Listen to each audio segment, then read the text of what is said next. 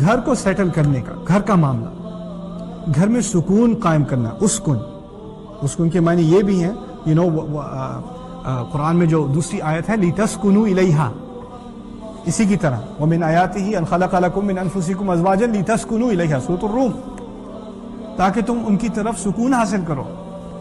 سکون، گھر کا سکون کس کی ذمہ داری ہے؟ شوہر کی۔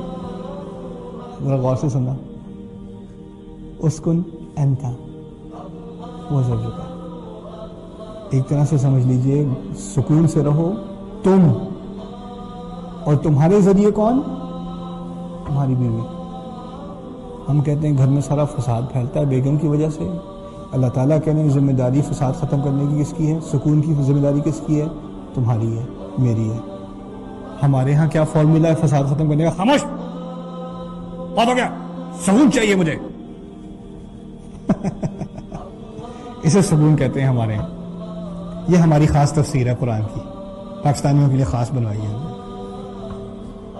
سکون سمجھنے کی کوشش کیجئے کیا بات کی جا رہی ہے، بڑی بڑی بھاری بات کی جا رہی ہے۔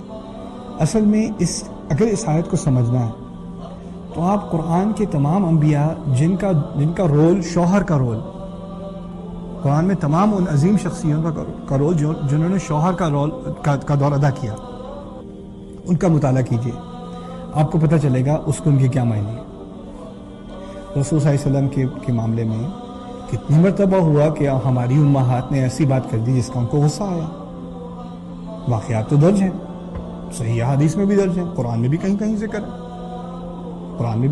ہے، یہاں تک کہ کچھ آیات تو ایسی ہیں کہ ہماری مائیں ہیں امہات المؤمنین، ان کے بارے میں آیات پڑھ کے آپ کے کھال کے بال کھڑے ہو جاتے ہیں۔ عَسَىٰ رَبُّكُمْ إِن طَلَّقَكُنَّ أَن يُبْدِلَهُ أَزْوَاجًا خَيْرًا مِّنكُنَّ، اس کا رب اگر چاہے تو وہ تم لوگوں کو، تم عورتوں کو طلاق دے دے۔ کن سے بات ہو رہی ہے؟ ہماری ماں سے بات ہو رہی ہے رضی اللہ تعالی عنہن، اور وہ تم سے اچھی والیوں سے شادی کر لیں۔ اللہ، کسی اولاد کو اپنی ماں کے بارے میں یہ بات سننا آسان ہے؟ ہماری ماں سے کہیں زیادہ قیمتی امہات المؤمنین ہمارے لیے، ان کے بارے میں یہ بات بھی کر دی۔ کبھی کبھار ایسی بات ہوتی تھی جس سے رسول صلی اللہ علیہ وسلم خوش نہیں تھے، جس سے کبھی کبھار اللہ تعالیٰ خود خوش نہیں تھے، ایسی بات بھی ہوئی ہے۔ لیکن پھر بھی رسول صلی اللہ علیہ وسلم کا اپنا کیا طرز عمل تھا؟ انہوں نے خود کبھی اپنی آواز اونچی کی؟ کہاں ملتا ہے آپ کو ہاتھ اٹھایا؟ کہاں ملتا ہے؟ لوگ کوٹ کرتے ہیں قرآن کی آیت وَضْرِبُوهُنَّ، پتہ ہے نہیں کہاں کی بات کر رہے ہو۔ کچھ شرم کر لو، قرآن تھوڑا پڑھ لو کوٹ کرنے سے پہلے۔ جہاں اپنے غرض کی بات کرنی ہوتی ہے وہاں کوٹ کرنے کو پہنچ جاتے ہو۔ والدین کو کچھ قرآن نہیں پتا سوائے وَبِالْوَالِدَيْنِ إِحْسَانًا، اور کچھ نہیں پتا، ٹھیک ہے نا؟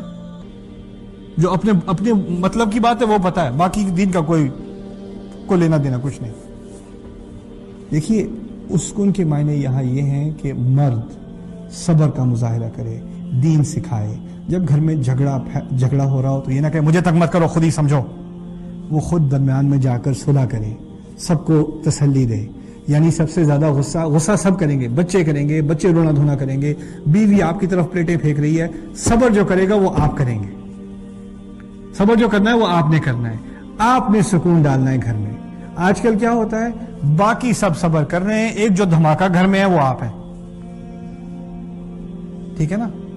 یہ اس سے بالکل الٹی بات ہو رہی ہے۔